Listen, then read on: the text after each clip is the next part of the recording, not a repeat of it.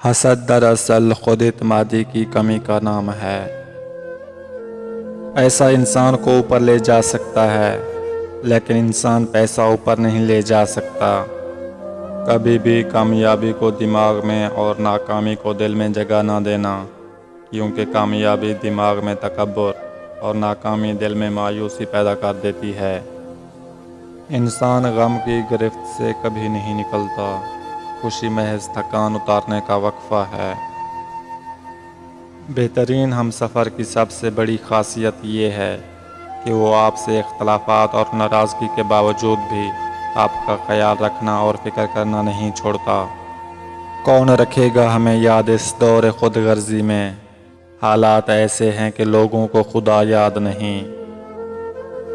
قتل ہوئے ہم اس طرح قسطوں میں، کبھی خنجر بدل گئے، کبھی قاتل بدل گئے، اور جس دن وہ کہے گا ہو جا تو ہو جائے گا۔ جن کی امید اللہ سے ہو وہ کبھی نا امید نہیں ہوتے۔ بس ایک اللہ راضی رہے، دنیا کا معیار تو بدلتا رہتا ہے۔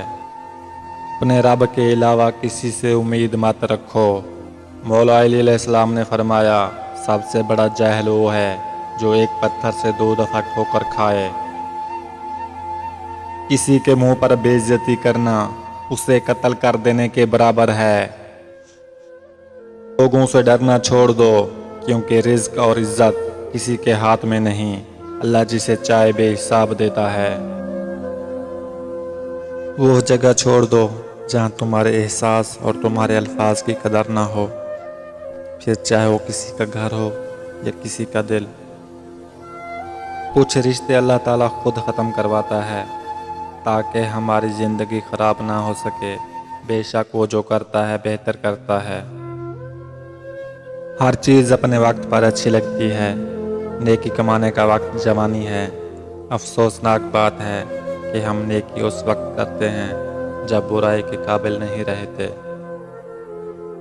بے شک ہر مشکل کے ساتھ آسانی ہے۔